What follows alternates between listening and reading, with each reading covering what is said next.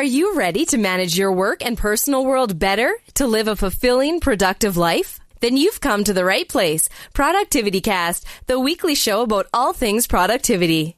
Here are your hosts, Ray Sidney-Smith and Augusto Pinaud, with Francis Wade and Art Gelwicks. Welcome back, everybody, to ProductivityCast, the weekly show about all things personal productivity. I'm Ray Sidney-Smith. And I'm Augusto Pinaud. I'm Francis Wade. And I'm Art Gelwicks. Welcome, gentlemen, and welcome to ProductivityCast. Welcome to our listeners.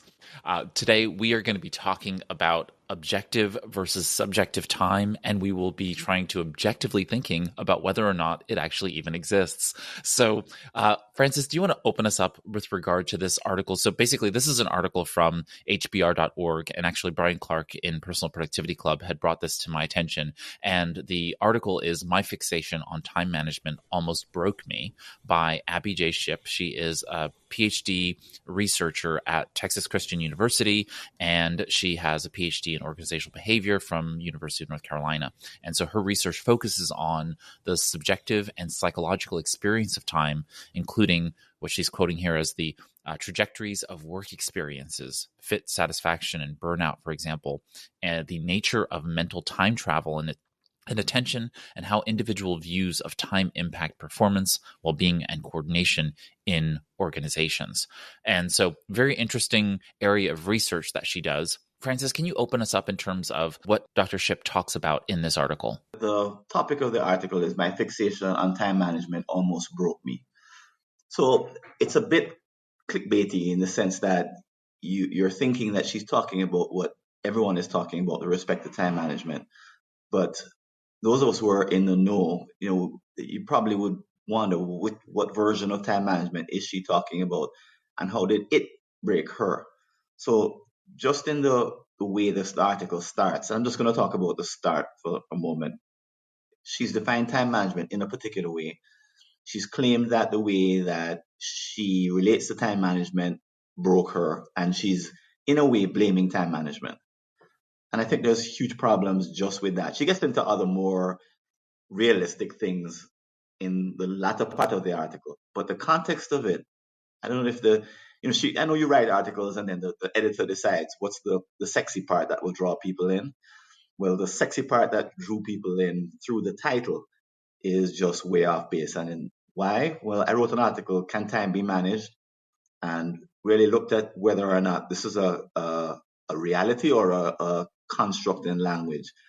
And I came away with the latter. So for her to go this far down the road without defining time management is a huge problem for those of us who care about definitions like this and why they matter.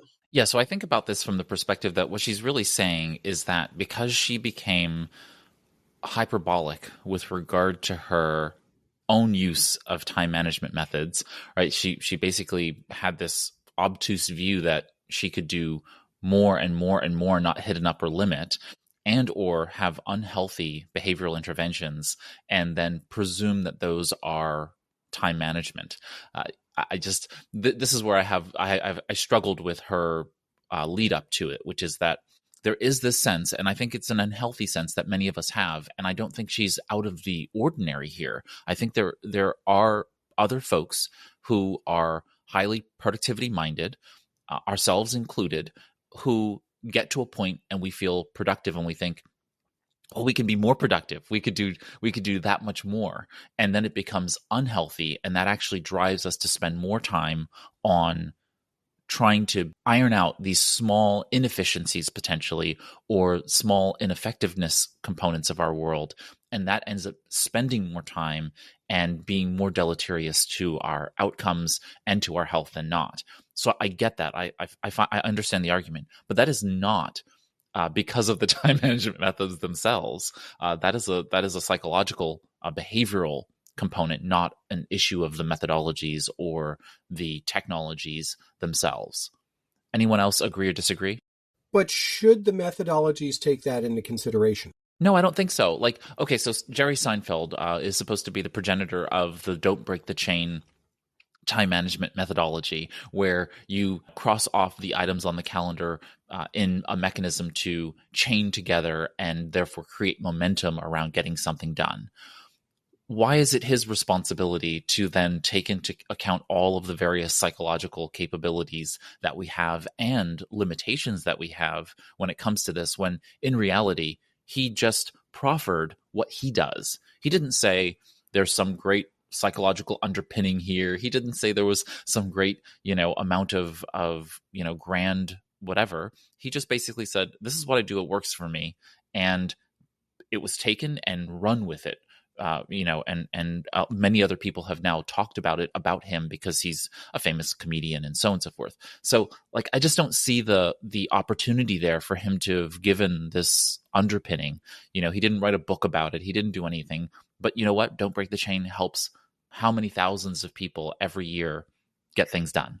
Is there any reason to not do it though? I mean, if you have the opportunity to take consideration of the subjective parts of how you're executing your productivity into consideration and compensate for them, adjust, or at least be prepared for them, does that not inherently make a better system for yourself? I mean, I think about things like, when you have something on your list that you're going to do, and it's going to take you 2-3 hours to do it, and it's something you hate to do, it's going to feel like it takes forever to get that completed. Well, that's perception. It has nothing to do with how long it actually takes it to get done, but it might. Because if you don't want to do it, who says you're going to do it at your maximum speed, your maximum level of productivity? The odds are extremely good you're not. So failing to take that into consideration, at least personally, sets us up in situations where I can understand the struggle that she's talking about. I don't agree with everything in the article, but I do understand the concept and the struggle that she's talking about. Where's the cap? I mean, we started talking about that at the beginning. Where's the top end of productivity? If I feel like I'm hitting everything on my task list and I'm getting my stuff done and my projects are getting turned in, should I stop there? Time management methodologies and productivity, everybody running around right now will go, well, no, you need to work harder. You need to work harder. You can work harder. You're getting everything done. That means you can do more. And I can understand why that would break somebody. I can totally get that, because there is no sense as to where does this thing go off the rails. And without that taken into consideration, there isn't a methodology out there that says, you've done enough. Stop. If there is, I don't know about it. I'd love to hear it if there is, but I don't know of one that says, yeah, you're good. And I don't think, and I agree with you there, and I don't think there is one. And it is an issue that you find into a lot of people, okay, where, and I found it especially in people who are on two extremes, okay, who they are beginning to personal productivity, okay, and then now they went from this organization mode to a more structured one, okay, and they start building their system and they're now getting some stuff and are, okay, I'm so ineffective.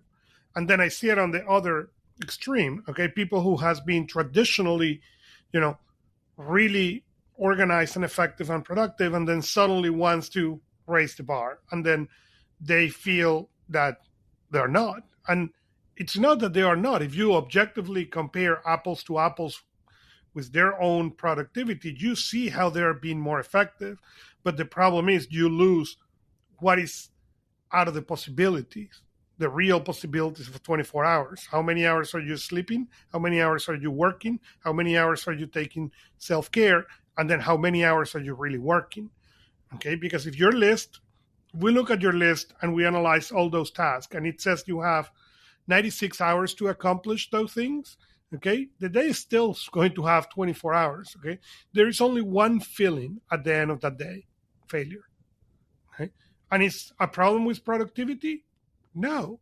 It is a problem that we tend to start taking, and because we can process them, we begin to feel that we are invincible, that we can take whatever it is. And at some point, we miss into going to calibration and say, the problem is not that I have these 1,000 things on my system. is I still have 24 hours. So I need to or hire people so I can get 96 tasks done in a day, or I need to work into my system so I can only have X amount of hours a day that include sleeping, self-care, and many other things. And then what are the number of hours that I'm going to work? Because otherwise, yeah, you get exactly into what this article describes. The system will kill you. If you just go from another tick, okay, the ticking will eventually kill you. But it kills you because we tend to forget where are those hours and where are those real possibilities. And by the way, I'm guilty as charged. What's behind what you're saying, Augusto and Art, is a sense of being responsible for your actions. The first part of this article makes it sound as if time management did it to her. Like there's this thing out there that came in and did this thing to me. But the truth and the fact is, when you get past the fact that she doesn't define time management, and time can't be managed, and time management is only a psychological object. It's not a physical object like walking in a rain and getting wet. Psychological objects can always be reinterpreted whichever way we want. And that's what she's done. According to Ray, she's taken this hyperbolic definition, set it up as the boogeyman, and said, look what the boogeyman did it to me. This is the first part of the article. I'm just saying she did this. And I agree, people can do this all day long, but you can do it with anything. You could say, look what marriage did to me. Well, weren't you there in the marriage at some point? No, it did it to me. There's nothing out there when it comes to psychological objects that do things to us. We're the ones who define them.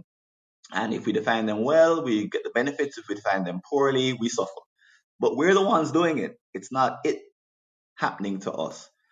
But I think her realization later on in the article was that she didn't say it this way, but her definition was wrong. And she didn't actually say that throughout the whole article, but she at least added to her understanding and said, we'll get into it, the second part of the article. But the first part and the clickbait comes from this weird place that if you start to read it, you're like, what? Time management did something to her. Poor thing. I'm going to put a link to this for folks in the show notes, which is a WebMD article on victim mentality. And, the beginning of the article really does structure around this. And she prefaces it that way on purpose, I think, for a goal of being able to draw the reader in.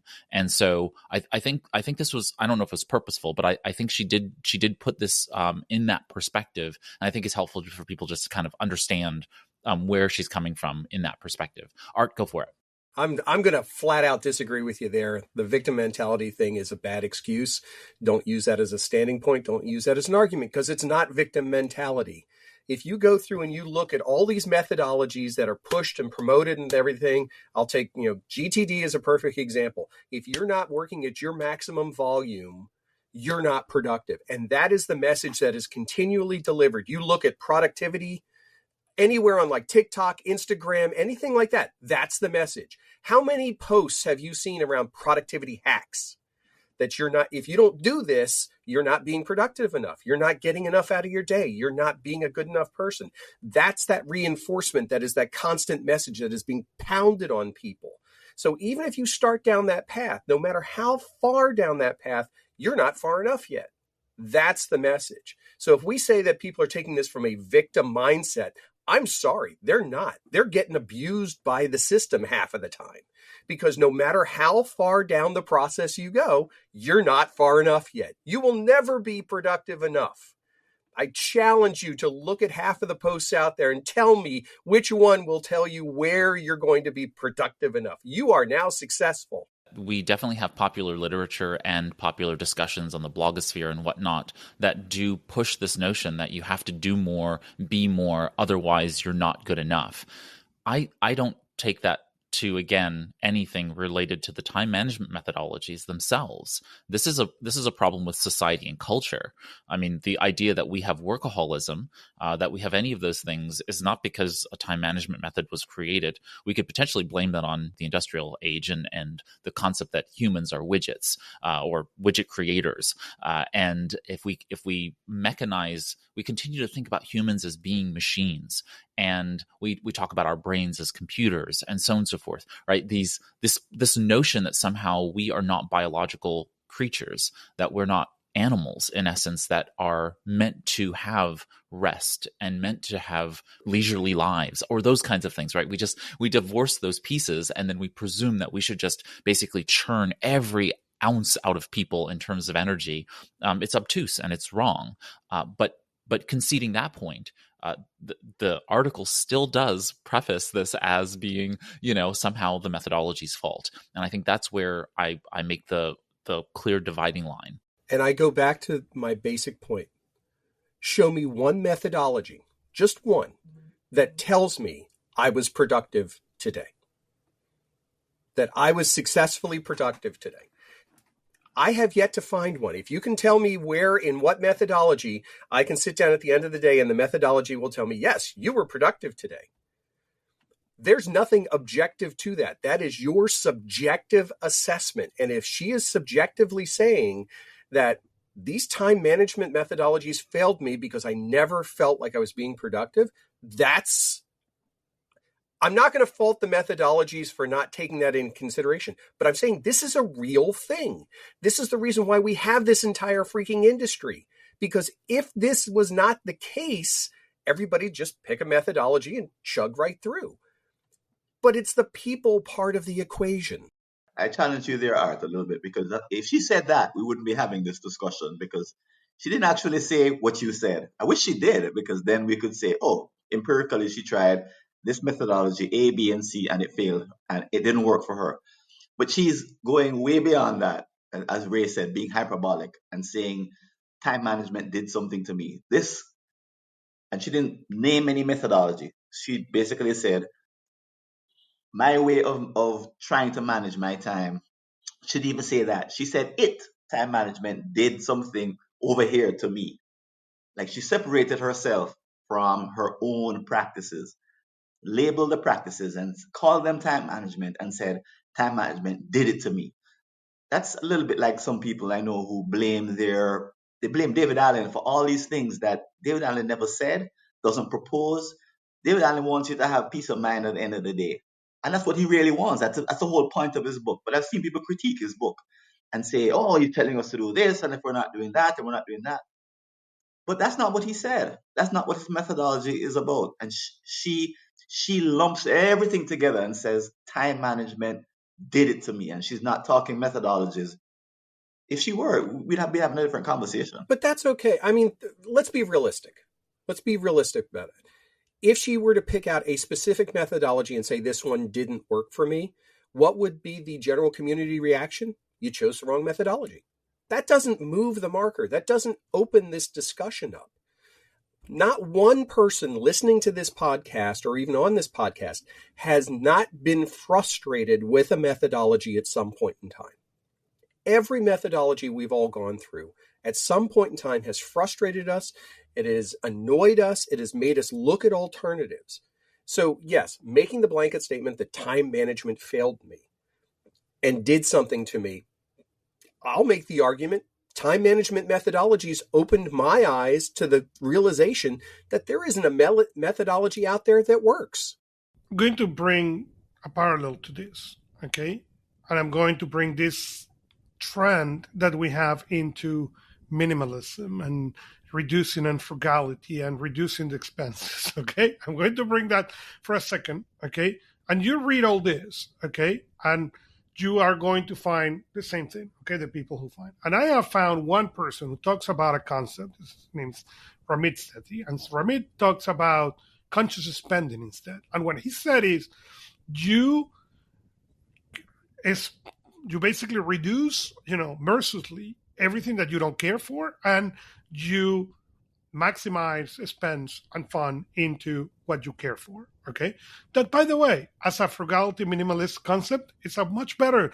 Okay. You get rid of basically or reduce the expenses on everything that doesn't bring anything to your life. And so you can have really fun on the other thing.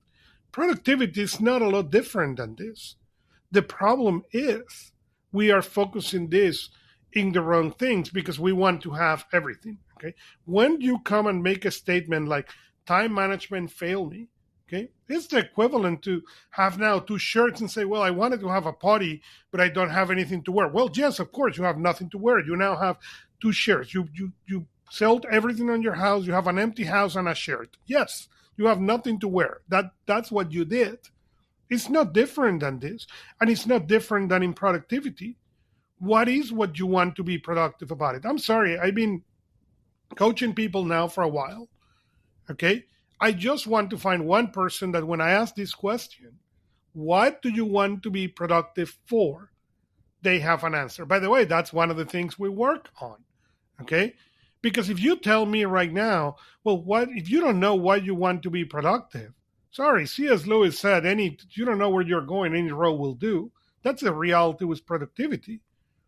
If you don't know why do you want to be more productive for, you are always going to find something that is going to need you more productive. And yes, that's going to break you. And yes, that's going to make you miserable. And yes, you are never going to find that answer of, I did well.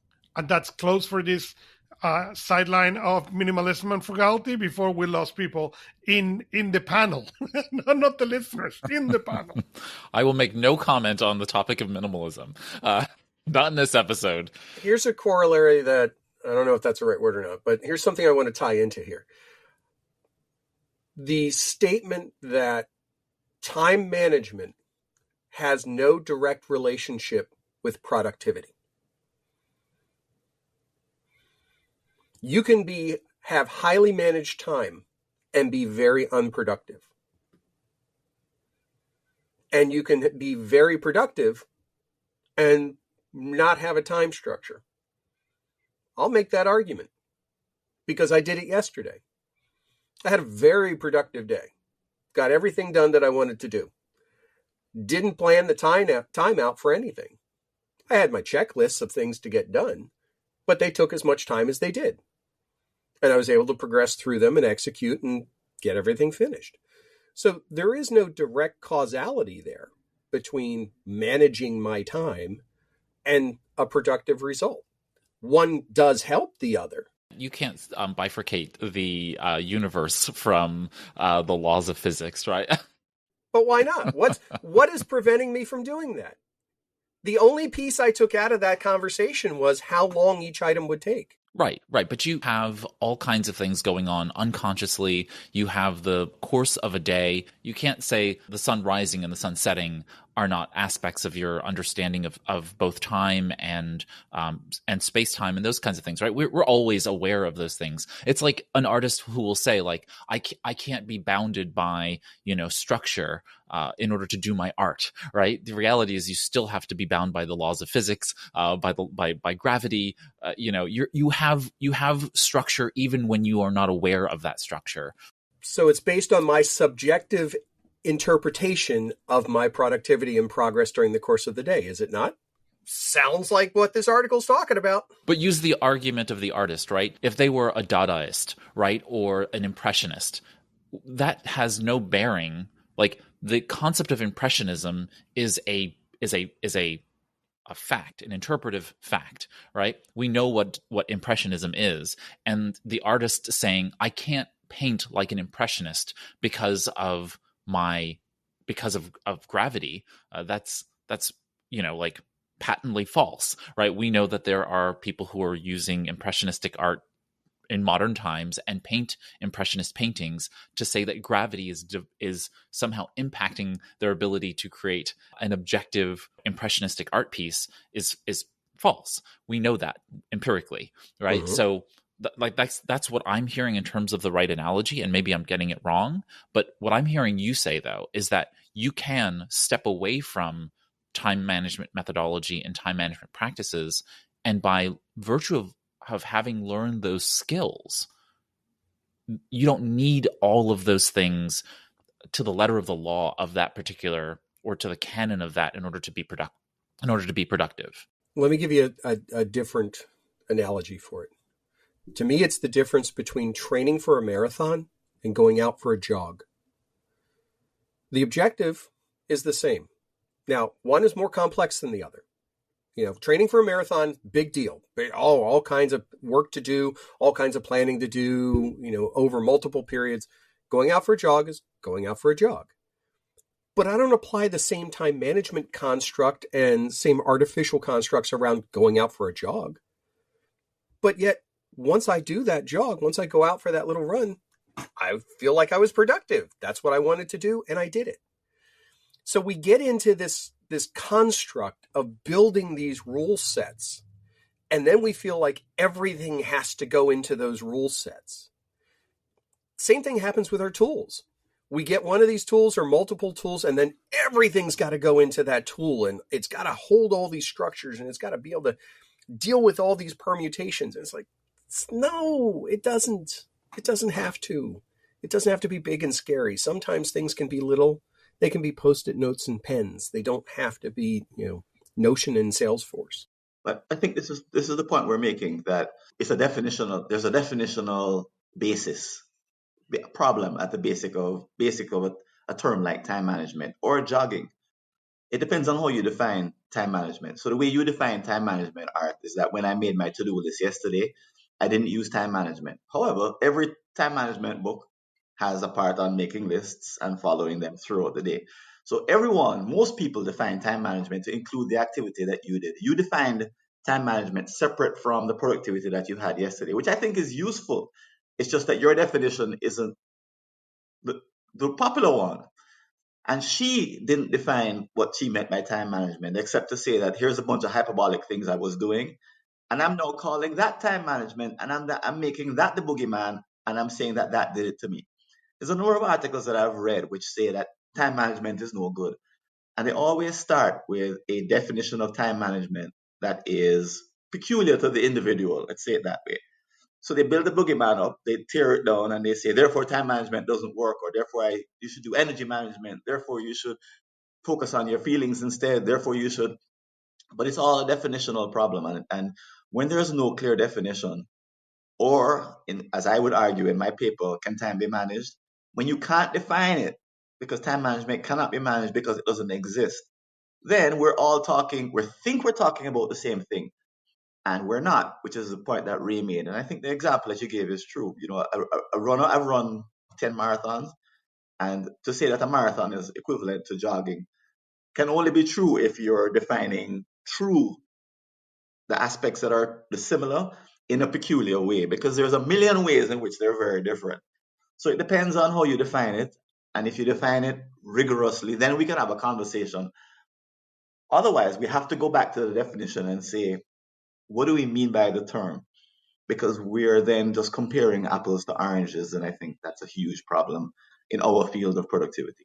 Especially when in productivity, we have very few places where terminology actually is defined. If I say to you time blocking, time chunking, time stacking, or habit stacking, many of these terms are defined by an individual, and they are not generalizable. And so therefore, we're not really capable of saying everybody defines this term this particular way. And that's a topic for another podcast for another day.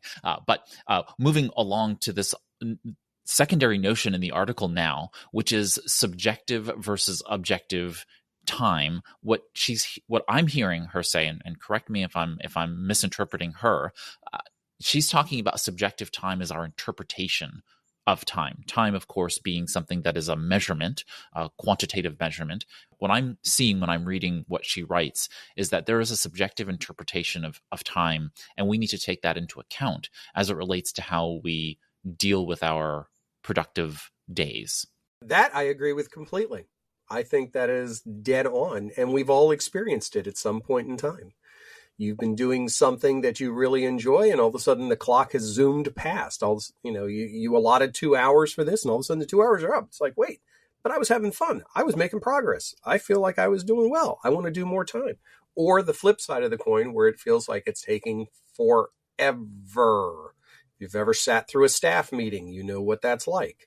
So that perception is extremely true. It's proven out through psychological studies and analyses.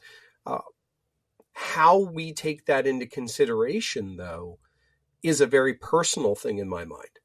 We have to be very introspective as to how we view different types of things that we are going to do. Are they good things to us? Are they bad things to us? Are they boring things? Are they exciting things? And be able to take that into consideration. If I think about things that I enjoy doing, it makes sense to me to expand the amount of time that I'm going to allocate to do them, if for no other reason that I get more personal satisfaction out of doing them during that time period. And if there's things I don't like, well, I want to condense that time down and make sure that I'm as streamlined as possible to get it done and over with. So I agree completely. I think subjective time is a core driver to a lot of this stuff. And I think that's where a lot of methodologies struggle, is allowing people that opportunity to work their subjectiveness into the objective measures that are in the system. And the so-called objective measures, according to the physics, they aren't even objective, because time is a human construct. It's a way of measuring change. And I don't know if our listeners have heard of the twin paradox. If you take a couple of twins, put one into orbit for a long enough time and leave the other one here on Earth, when you bring them back together, one will be older than the other, because time has passed differently at the two extremes. So even the physics says that time is subjective. So it's all made up, then we might as well play with it. The way art is saying, we might as well say, okay, well, there's a 1999 Y2K. We thought this was going to be the end of the world, and it was really a made-up problem, but it was a global made-up problem, because we all made up that this was 1999 and that there was going to be a turnover of the clock that was going to cause a problem, which was true in the software. But there's no objective reality that was the year 2000. That was all a human construct. It was all made up. We could have all agreed to let's dial it back another a few hundred years. If we could have changed the time to any point in time that we wanted to. And there's some societies, some tribes that exist today that don't measure time. They don't have that. They don't have constructs around time. And we're taught what time is as kids. We get to age 8, somebody teaches us what a clock is. And before that, we wouldn't know. If they didn't teach us, we would have no clue. So it's all subjective. So the idea of playing with our subjectivity and not accepting that it's objective in any way.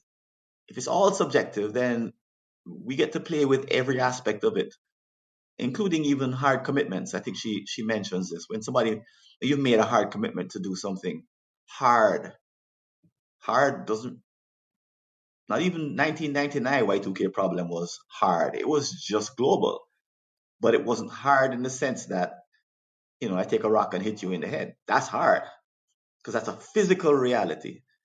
She's talking about psychological experiences, some of which are based in global agreement, but those aren't hard in this. I think she's right about that. There's no hard deadline. No really hard deadline. You've got hard with a capital H, ones that the world's going to end kind of thing. And then there are ones that everybody has to deal with. I'll take in the corporate space, for example. You're talking about getting something done, and the next thing that manager, supervisor, person of authority turns around and says is, oh, and you can have that done tomorrow, right? That becomes an artificially constructed deadline. It has nothing to do with the quality of the work, the delivery, the execution, none of that. It is just something that was picked for some abstract reason. But now, all of a sudden, time management kicks in. Oh, I have 8 hours between now and then. How can I fit all this in? How can I get more out of this limited, abstract, artificial block of intervals? And that's where I think these things start to deconstruct. And we have to, in the productivity space, we have to start peeling that away. We have to get away from this idea of we just can't think about everything measured in 15-minute increments anymore. We have to think about the quality of it.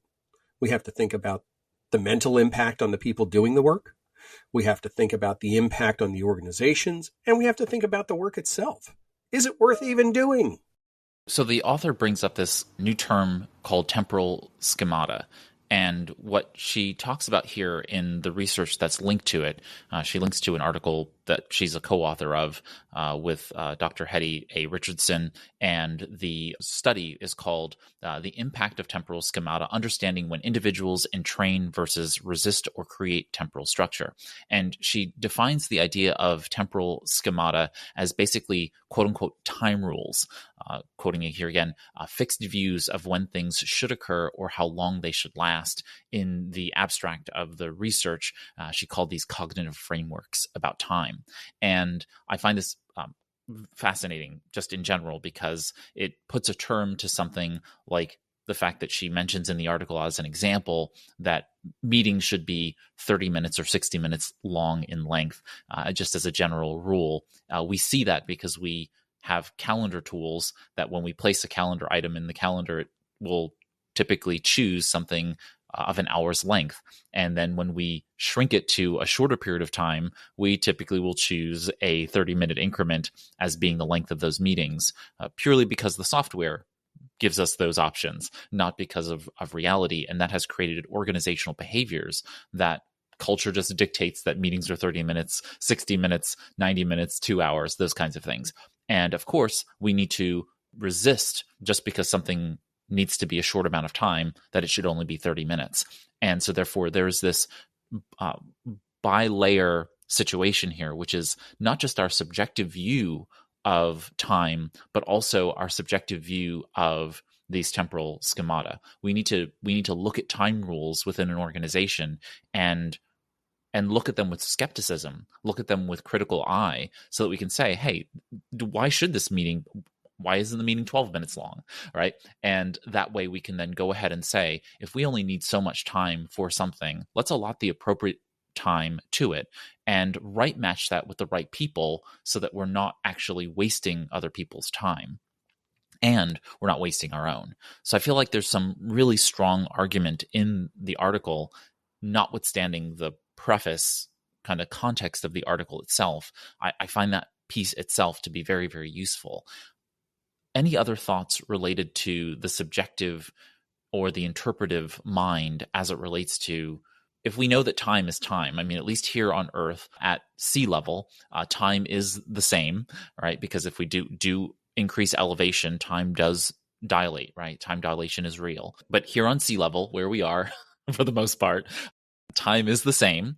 And we want to be able to manage time effectively. I'm a heavy time tracker. I'm a quantified selfer. I track a lot of data about myself. And so I consider time to be an objective construct, notwithstanding how I perceive what I do in that time.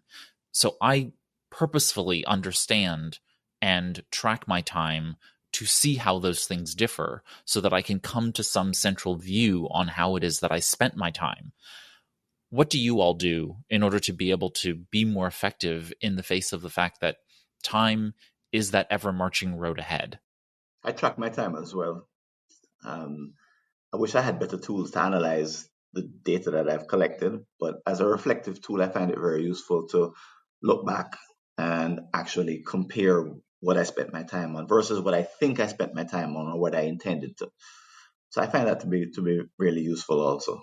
I've spent my entire career measuring my time and billing for my time, and I've come to the realization that I need to spend less time focusing on how much I can get done during a billable hour and what does it take to get the work done. That to me is the linchpin of the entire conversation. When I look at this and when I talk to anybody about this, when they lay out, what am I going to do to be productive? I'm like, well, how are you going to know when you were productive? What's the end line? What's the goal line? Then figure out what's it going to take to be able to reach that. But don't say, what can I do to be productive in the next 2 hours? It's the wrong perspective. It's the wrong way of looking at it. It's creating an artificial stress that's unnecessary. I don't know if I agree with that, Art. In I think there's value to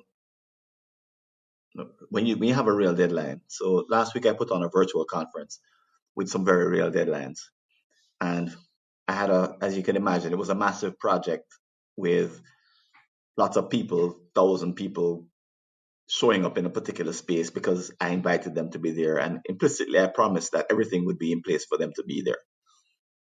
Now, having accepted that and having also committed that I not burn out in the process, and that those of us who are putting it on would actually enjoy the experience. So committing to that, as well as the hard date, the soft hard date that we had published, the question then became, which things do we do, in what sequence, and how do we make sure that they get done? Because they had to get done in order to accomplish the overall objective.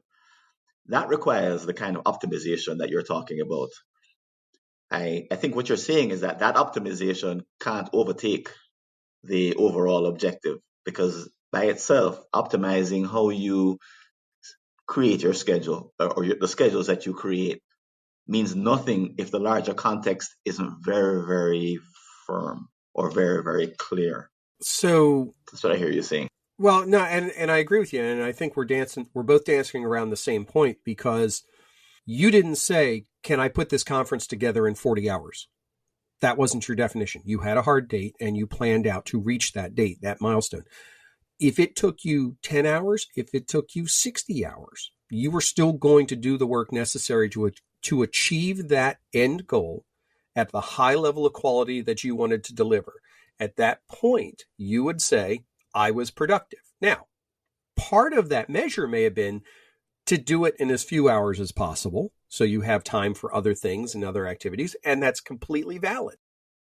But there was more to it, though, because another angle of it is there were features I had to take out because there was not enough time to fit them in. So there's also that. So I had to say no to a bunch of cool stuff because I just couldn't fit it in. So that there was a hard reality in there that I couldn't do everything I wanted to do. So I had to make choices and say, well, you know what, maybe next year I could do that. But again, in the overall context of not burning out, having this be fun, having it be peaceful, having it not be injurious to our lifestyle and food and well-being. And so the difference is that I hear is that next year when you do this, you want to do the cool things. So you're going to allocate more time to be able to do that. Or you're going to decide, I'm not going to do those at all. It's not that you're going to try and figure out how to cram the cool things into the same amount of time. You're going to take the historical data. You're going to take your subjective analysis as to how you felt about that execution and having to leave those pieces out. And you're going to adjust accordingly. No, I'm going to ask that question because here's what I'm going to do. I've already decided this. Okay. Interestingly. So to fit the cool things in, here's my strategy. I'm going to have to start earlier on developing some of them. I'm going to have to outsource, like, for example, the graphics, because I do all the graphics right now. I tried outsourcing it this year, didn't find someone who used the tools that I wanted to use, and then gave up. But I would start earlier to find someone who has the skills. So that way so outsourcing and starting early are my two strategies for getting in more of the cool things. So in a way, I am doing what you're doing. It's just that with more runway, I can have more options. I can have more choices, strategies that I can put in play. I think I'm going to agree with and beat the dead horse, but if you don't, I'm just going to quote C.S. Lewis. If you don't know where you want to go, any road will do. And that applies to productivity 100%. If you don't know what you want to do, what is the kind of productivity that you want to have, what is the time that you need for self-care, and how those things and those little elements are important in your life, you are never going to win that race. There is always one check you can do, one extra check you can do. And if you don't know what you're looking for, it doesn't matter how many things you can accomplish on that list. Yeah, for me, it's pretty straightforward. Make the time part of your equation the last piece. Answer every other question. What am I doing? Why am I doing it? What's the benefit? What's the personal satisfaction? Answer all of those questions. And then go back and say, what's the time is it going to take for me to hit all those markers? If you don't do that, you're just asking for stress. Yeah, I actually simplify a version of that. And I said, plan first for your recovery time, for your free time, for your vacation time. Then plan how you're going to protect that time. And what you have left over, then use it for that. When you plan that way, that is contrary of how most people plan, you are going to find a lot more satisfaction. It takes a certain kind of emotional maturity to put your experience before the mechanics. But I think you guys are right. If you have the discipline to do it and the discipline to not forget what you're doing, then the time aspect of it is really just kind of in a way down in the weeds. It's important, but by the time you get to that, if you've already put the others in place, then you would achieve the experience that you want. And ultimately, we want the experience, not just the time optimization, because what does that add up to anyway in the end by itself? I'll leave us with this, which is the fact that contrary to the author of the article, Dr. Shipp notes her views on time management don't actually reject her notion that she wants to be productive. Clearly, she has an interest in being productive, as we all do. And we wouldn't be recording this podcast on this panel, and you wouldn't be listening to us as listeners if you didn't have interest in your own personal productivity. The goal here then is to figure out how what we are doing impacts what we can do better. And I just ultimately always have landed on the idea that active and passive tracking of time is the best way for us to do that. Our perception of what we are doing is very different than when we track data empirically and review that, reflect upon that. So while what you guys talked about in planning for how we spend our time, we also need to be understanding of the immutability of time and therefore figuring out what it is we did so that we can optimize for the future. Past performance usually begets future performance. And so therefore, if we can change what we've done in the past in just small ways, we can be more productive. And so I just highly recommend that people think how to track time, how to manage the process of figuring out what it is we did and why did we do it that way, and can we do it a little bit better. And it's not about grand changes. It's these small little incremental changes that really have the most profound impacts on our health and well-being and ultimately our personal productivity. And so I want to thank you, gentlemen, for the conversation. Thank you all for listening to us. We have a couple of just points before we close out. First and foremost, while this conversation is at its end, we don't have to end it necessarily here just in the audio. We can extend it into the conversation that happens not only on the podcast episode page on productivitycast.net, but we also have our community inside Personal Productivity Club. So you can join that by heading over to productivitycast.net, and you'll find the community link there, and you can join us and engage in the conversation. We'd love to have you engage in the conversation with us.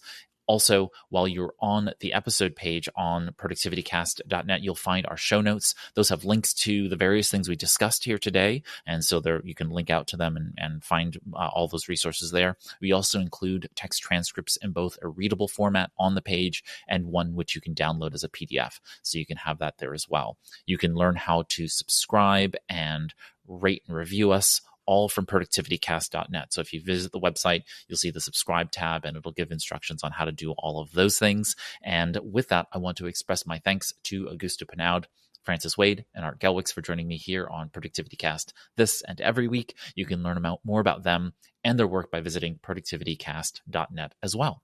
I'm Ray Sidney-Smith, and on behalf of all of us at ProductivityCast, here's to your productive life. That's it for this Productivity Cast, the weekly show about all things productivity, with your hosts, Ray Sidney-Smith and Augusto Pinaud, with Francis Wade and Art Gelwicks.